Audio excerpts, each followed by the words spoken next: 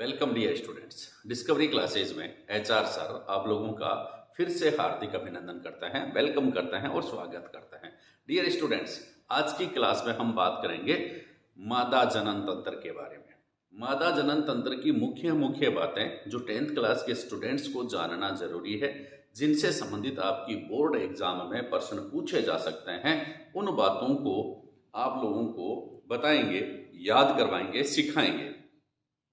ठीक है, copy pen लेकर के जरूर बैठे, क्योंकि क्लास जो है आज की वो भी होगी नोट्स बनाने वाली क्लास। अब नोट्स भी बनाएंगे साथ साथ, ठीक है, समझेंगे और नोट्स भी बनाएंगे, तो साथ साथ नोट्स बनाते रहें और समझते रहें। ठीक है, टॉपिक क्या है? मादा जनन तंत्र।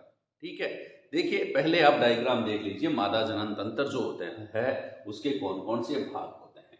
देखिए ये जो येलो स्ट्रक्चर मैं बता रखा है, ये मुख्य मादा जननांग है। ठीक है, मुख्य मादा जननांग का क्या नाम है? इनको हम कहते हैं बच्चा अंडाशय। क्या कहते हैं? अंडाशय कहते हैं। तो मुख्य मादा जननांग कौन से हैं? अंडाशय। कितने हैं? देखिए एक तो इधर है और एक इधर है, यानी कि मादा में एक जोड़ी अंडाशय पाए जाते हैं। कितनी जोड़ी पाए जाते हैं बच्चा? एक जोड़ी अंडाशय पाए जाते हैं। कहाँ? शरीर के बाहर उदर गुहा में स्थित नहीं होते हैं। ये कहाँ स्थित होते हैं? उदर गुहा में ही स्थित होते हैं। कहाँ स्थित होते हैं? उदर गुहा में ही स्थित होते हैं। तो दो अंडाशय पाए जाते हैं। ये बात आप लोगों ने समझ ली है। ये प्रत्येक अंडाशय जो है, इससे एक सूक्ष्म नलिका निकल रही है। ये देखो ये नलिका जो निकल रही है ये, ठीक है, इधर से ये, यानी कि प्रत्येक अंडाशय से एक नलिका निकल रही है। इस नलिका को हम क्या कहते हैं? अंडवाहिनी कहते हैं। कौन सी वाहिनी कहते हैं बच्चा? अंडवाहिनी कहते हैं। इस अंडवाहिनी का अग्रभाग देखो, ये देखो कीपाकार होता है, कीप के समान है, चौड़ा है ना, कीपाकार होता है। ठीक है, क्या काम करती है भाई? इस अंडाशय से जो अंडे निकलते हैं, अंडाणु जो निकलते हैं, वो इसमें से होकर के गर्भाशय तक पहुंचते हैं। ये खास बात ध्यान रखना। इस अंडाशय से जो अंडाणु बनेंगे वो इस अंडवाहिनी के द्वारा, और इस अंडाशय में जो अंडाणु बनेंगे वो इस अंडवाहिनी के द्वारा गर्भाशय तक पहुंचते हैं। अंडवाहिनी को फेलोपियन ट्यूब भी कहते हैं। ये बात भी आप ध्यान रखना। फेलोपियन ट्यूब आगे की जो बड़ी क्लास है उनमें आप लोगों को से ये शब्द आपके काम आएंगे। ठीक है, फेलोपियन ट्यूब तो ध्यान में रखना भैया। तो तीसरी पार्ट जो है मादा जनन तंत्र का, उसको हम कहते हैं गर्भाशय। क्या कहते हैं बच्चा? गर्भाशय कहते हैं। ये गर्भाशय है। क्या है ये? गर्भाशय, यूटेरस। ठीक है, गर्भाशय है ये। गर्भाशय की क्या खास बात है कि दोनों ओर की अंडवाहिनियां जो होती है ना, एक चौड़े थैलीनुमा संरचना में खुलती है। एक चौड़ा थैलानुमा संरचना है, इसमें ही शिशु का विकास होता है। इसमें किसका विकास होता है? शिशु का विकास होता है। बात समझ में आ गई?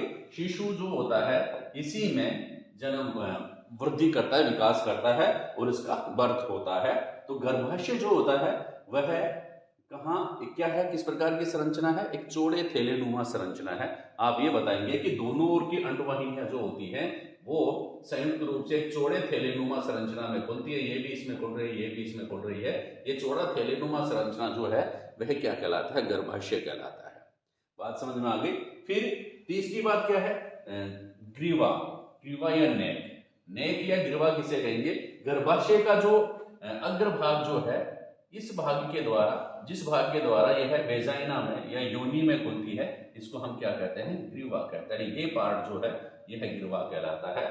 ठीक है, फिर नेक्स्ट आगे का पार्ट जो है, जो वह ये जो इतना ये पार्ट जो है, ये क्या कहलाता है? योनि कहलाता है। यह यहाँ पर जो शुक्राणु जो है वह नर से, शुक्राणु जो होते हैं उनका अंतर्ग्रहण जो होता है किसके द्वारा किया जाता है?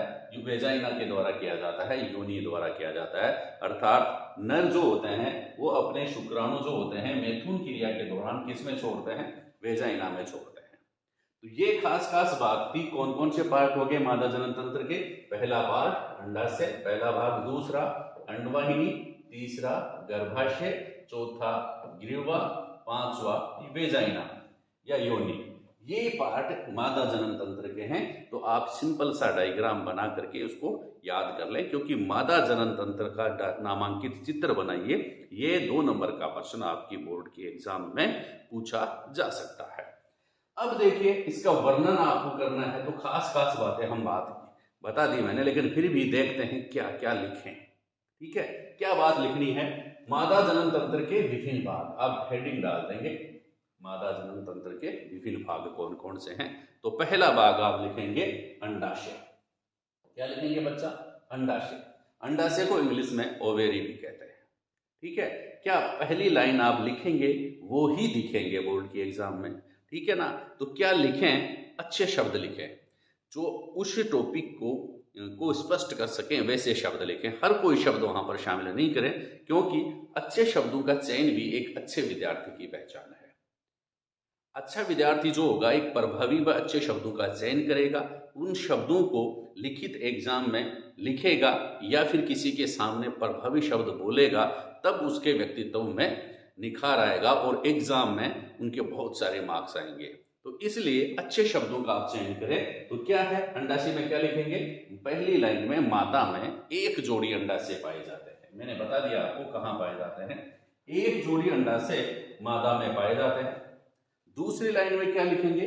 ये उदर गुहा में ही स्थित होते हैं, जबकि नर जनन तंत्र जो आपने पढ़ा था उसमें मैंने बताया था कि वर्षण जो होते हैं वह उदर गुहा से बाहर स्थित होते हैं, जबकि अंडाशय जो हैं उदर गुहा में ही स्थित होते हैं। ठीक है, तीसरी लाइन क्या लिखेंगे? इनमें क्या होता है? मादा जनन, अंडाशय में मादा जनन कोशिकाओं, मादा जनन कोशिकाओं को क्या कहते हैं? अंडाणु कहते हैं। मादा जनन कोशिकाओं या अंडाणु का निर्माण होता है। अब खास बात एक और आप ध्यान में रखेंगे कि नर में शुक्राणु का निर्माण जो होता है वह जीवन पर्यंत होता रहता है, लेकिन मादा में जो अंडाणुओं का निर्माण जो होता है वह है जन्म से पूर्व ही हजारों अपरिपक्व अंडाणुओं का निर्माण इनमें हो जाता है। ठीक है, उसके बाद नए अंडाणुओं का फॉर्मेशन इनमें नहीं होता है। क्या होता है? यौवनारंभ जब इनमें प्रारंभ होता है, जब लड़कियों में या मादाओं में यौवनारंभ प्रारंभ होता है, तो यौवनारंभ के समय ही इन हजारों अपरिपक्व अंडों में से कुछ अंड परिपक्व, कुछ अंडाणु जो होते हैं वो परिपक्व होने लग जाते हैं। सामान्यतः दोनों में से एक अंडाशय द्वारा प्रति माह 1 अंड परिपक्व होता है। अपवाद स्वरूप 2, 3, 4 अंडाणु परिपक्व हो सकते हैं। सामान्यतः कितना? प्रति माह 1 अंडाशय से 1 अंड ही परिपक्व होता है। प्रति माह 1 अंडाशय से 1 अंड ही परिपक्व होता है। ये खास बात आप ध्यान में रखेंगे। नेक्स्ट क्या बात बताएंगे आपको? दूसरा पॉइंट, ये अंडाशय में आप ये बातें लिख दें। दूसरी बात लिखेंगे अंडवाहिनी के बारे में। दूसरा भाग क्या है मादा जनन तंत्र का? अंडवाहिनी या फैलोपियन ट्यूब। अंडवाहिनी या फैलोपियन ट्यूब। ठीक है, इसके बारे में अभी आप लिखेंगे। क्या लिखेंगे? लिखना जरूरी है। प्रत्येक अंडाशय से एक पतली नलिका जुड़ी होती है। प्रत्येक अंडाशय से एक पतली नलिका जुड़ी होती है, जिसे अंडवाहिनी, ओविडक्ट या फैलोपियन ट्यूब कहते हैं। इसका अग्रभाग जो होता है वह अपेक्षाकृत चौड़ा होता है, अर्थात कीपाकार होता है। दूसरी बात क्या है? इसके द्वारा अंडाणु जो होते हैं गर्भाशय तक ले जाए जाते हैं। अंडाणु गर्भाशय तक ले जाने वाली, अंडाणुओं को गर्भाशय तक ले जाने वाली नलिकाओं को क्या कहते हैं? अंडवाहिनी कहते हैं या फैलोपियन ट्यूब कहते हैं। और सबसे इंपॉर्टेंट बात क्या है, आप लोगों से पूछ ले कि निषेचन की क्रिया कहाँ संपन्न होती है, तो आप बताएंगे। ये भी इस लाइन में लिखेंगे अंडवाहिनी वाली में कि निषेचन की क्रिया अंडवाहिनी में ही संपन्न होती है। निषेचन की क्रिया, फर्टिलाइजेशन की क्रिया कहाँ पर संपन्न होती है? अंडवाहिनी में ही होती है। अब आप लोग पूछेंगे सर निषेचन क्या होता है, तो वो भी आप देख लीजिए। इसके बाद हम थोड़ा सा बता देंगे उसको कि गर्भाशय किसे कहें, गर्भाशय तीसरा पार्ट हो जाएगा निषेचन के बारे में जस्ट आगे, है ना। आप थोड़ा सा वेट करें क्योंकि हम रीड कर रहे हैं क्या, मादा जनन तंत्र के विभिन्न भागों का वर्णन। ठीक है, क्या खास बात है। तीसरी बात, गर्भाशय में आप क्या लिखेंगे, गर्भाशय में आप लिखेंगे दोनों ओर की अंडवाहिनियां। दोनों ओर की अंडवाहिनियां मैंने पहले भी बताया था चौड़े थैले नुमा संरचना में खुलती हैं। दोनों ओर की अंडवाहिनियां चौड़े थैले नुमा संरचना में खुलती हैं। ये अंडवाहिनी है, ये अंडवाहिनी है, चौड़े थैले नुमा संरचना में खुलती हैं। इसको हम क्या कहते हैं बच्चा, गर्भाशय कहते हैं। इसको क्या कहते हैं, गर्भाशय कहते हैं। ये आप लोगों ने दिखा दिया है। ठीक है, फिर खास बात क्या है, गर्भाशय जो होता है गिरवा द्वारा योनि में खुलता है। गर्भाशय किसके द्वारा योनि में खुलता है, गिरवा के द्वारा। गिरवा कौन सी है, नेक कौन सी है, ये देखो, ये इस गिरवा के द्वारा किसमें खुलता है, योनि में खुलता है। ये पार्ट क्या कहलाता है, वेजाइना या योनि कहलाता है। ठीक है, नेक्स्ट देखिए,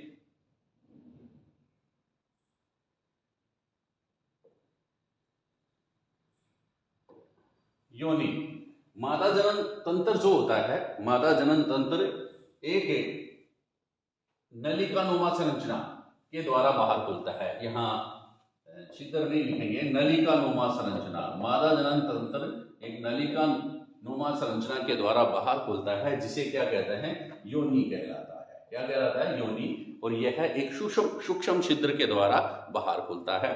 कौन, योनि। ठीक है, क्या लिखेंगे दूसरी लाइन, मैथुन के समय शुक्राणु योनि मार्ग में ही स्थापित किए जाते हैं या छोड़े जाते हैं। मैथुन होते हैं जब नर व मादा आपस में मिलते हैं, मैथुन की क्रिया होती है इनमें, तो जो स्पर्म्स जो हैं वो कहाँ पर छोड़े जाते हैं, योनि मार्ग में ही छोड़े जाते हैं। किस मार्ग में छोड़े जाते हैं, योनि मार्ग के रूप में ही छोड़े जाते हैं, जहां से ये गति करके अंडवाहिका तक चले जाते हैं। गति करके कहाँ तक चले जाते हैं भाई, अंडवाहिनी तक चले जाते हैं, और अंडवाहिनी में अंडाणु से मिल जाते हैं, और वहां दोनों आपस में जुड़ जाते हैं या आपस में संलयित हो जाते हैं। इस क्रिया को हम क्या कहते हैं, निषेचन कहते हैं। तो देखिए, अब आपको बताएंगे हम निषेचन के बारे में। निषेचन किसे कहेंगे, ये मादा जनन तंत्र की खास बातें हो गई हैं, ये मादा जनन तंत्र का वर्णन हो गया है। निषेचन क्या होता है, अंडवाहिनी में, अलग से एक नंबर का प्रश्न आप लोगों से पूछा जा सकता है, अंडवाहिनी में या फेलोपियन ट्यूब में नर व मादा युग्मकों का आपस में संलयन होना निषेचन कहलाता है। नर व मादा युग्मक, नर युग्मक तो क्या कहलाते हैं, शुक्राणु कहलाते हैं। मादा युग्मक क्या कहलाते हैं, अंडाणु कहलाते हैं। शुक्राणु व अंडाणु का आपस में मिलना क्या कहलाता है, आपस में संलयन होना क्या कहलाता है, निषेचन कहलाता है। आप लोगों से पूछ लें नर युग्मक क्या कहलाता है, तो आप बताएंगे शुक्राणु कहलाता है। मादा युग्मक क्या कहलाता है, आप बताएंगे अंडाणु कहलाता है। दोनों जब आपस में मिलते हैं, यानी कि निषेचन की क्रिया जब संपूर्ण हो जाती है, तो उस कंडीशन में कौन सी संरचना का निर्माण होता है, युग्मनज का निर्माण होता है, जाइगोट का निर्माण होता है। आप ये भी ध्यान में रखें कि युग्मनज जो होता है वह एक कोशिकीय होता है। इसमें केवल एक कोशिका होती है। कितनी कोशिका होती है, एक कोशिका होती है। युग्मनज में कितनी कोशिकाएं होती हैं, केवल एक कोशिका होती है। अब आगे आपकी किताब क्या कह रही है कि युग्मनज जो होता है भ्रूण किसे कहेंगे। देखिए, भ्रूण किसे कहेंगे, ये एकदम बढ़िया परिभाषा है। आप ऐसे लिखेंगे कि युग्मनज जो होता है, युग्मनज जो होता है उसमें अनेक समसूत्री विभाजन होते हैं। युग्मनज में अनेक समसूत्री विभाजन होते हैं, जिससे कोशिकाओं की एक गेंद जैसी संरचना बन जाती है। जिससे कोशिकाओं की एक गेंद जैसी संरचना बन जाती है। इस गेंद जैसी संरचना को ही हम क्या कहते हैं, भ्रूण कहते हैं। इस गेंद जैसी संरचना को क्या कहते हैं, भ्रूण कहते हैं। भ्रूण जो होता है किसमें स्थापित हो जाता है भैया, गर्भाशय में स्थापित हो जाता है। भ्रूण जो होता है गर्भाशय में स्थापित हो जाता है तथा वृद्धि व विकास करके कई अंगों का निर्माण करता है। तथा वृद्धि व विकास करके कई अंगों का निर्माण करता है। अब एक और बढ़िया प्रश्न आप लोगों से पूछ सकते हैं कि प्लेसेंटा या अपरा किसे कहते हैं। एक नंबर का प्रश्न आपकी बोर्ड की एग्जाम में पूछा जा सकता है।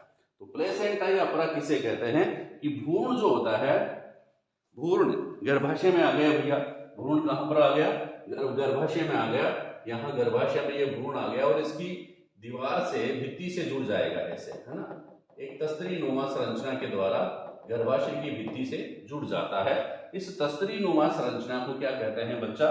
प्लेसेंटा कहते हैं। क्या कहते हैं? प्लेसेंटा या अपरा कहते हैं।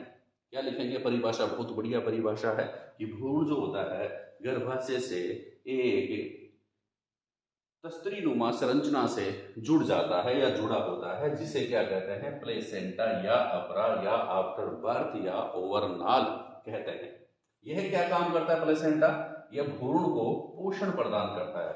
भ्रूण जो होता है माता के शरीर से पोषण प्राप्त करता है, ठीक है। दूसरी बात, जो विकसित भ्रूण जो होता है उसके द्वारा जो अपशिष्ट पदार्थ उत्पन्न किए जाते हैं वो भी प्लेसेंटा के द्वारा माता के शरीर में वापस चले जाते हैं और माता जो होती है अपने उत्सर्जन तंत्र के द्वारा उनको बाहर निपटान कर देती है। तो ये खास बात है प्लेसेंटा की, ठीक है। विकासशील भ्रूण द्वारा उत्पन्न अपशिष्ट पदार्थों का निपटान भी प्लेसेंटा के द्वारा होता है। प्लेसेंटा के बारे में क्या पढ़ा कि भ्रूण जो होता है वह माता के गर्भाशय से या मादा के गर्भाशय से एक तस्तरी नुमा संरचना के द्वारा जुड़ जाता है या जुड़ा होता है। उस तस्तरी नुमा संरचना को प्लेसेंटा, अपरा या आफ्टर बर्थ या ओवरनाल कहते हैं। ये प्लेसेंटा की डेफिनेशन है। काम क्या करता है? यह भ्रूण को पोषण प्रदान करता है, माता के शरीर से पोषण मिलता है रुधिर के द्वारा, और जो विकसित भ्रूण जो होता है उसमें जो अपशिष्ट पदार्थ बनते हैं उनका निपटान भी प्लेसेंटा के द्वारा ही होता है। आपको क्लास अच्छी लगी होगी। अगर क्लास अच्छी लगे तो शेयर जरूर करें, बेल आइकन दबा दें, चैनल को सब्सक्राइब कर लें और ज़्यादा से ज़्यादा शेयर कर दें भाई, ठीक है। थैंक यू, धन्यवाद।